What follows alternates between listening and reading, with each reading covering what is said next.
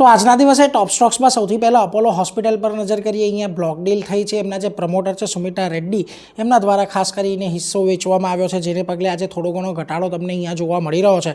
બીજી તરફ ટેક્સમેકો રેલ, અહીંયા લગભગ 103 કરોડનો ઓર્ડર જોવા મળ્યો હતો, ત્યારબાદ 3% તેજી આવી હતી। જો કે સ્ટોક થોડો ઉપરથી નીચે આવ્યો છે, પરંતુ હજી પણ તેજીમાં છે।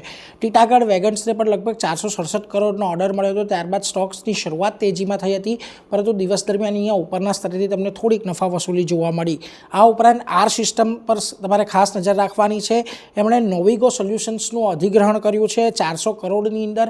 ત્યારબાદ આ સ્ટોકમાં જે 12%નો એક બહુ મોટો ઉછાળો આપણને જોવા મળી રહ્યો છે, એટલે આર સિસ્ટમ આજના દિવસે ફોકસમાં છે। બીજી તરફ પિરામલ ફાર્મા એક તેજીમાં છે।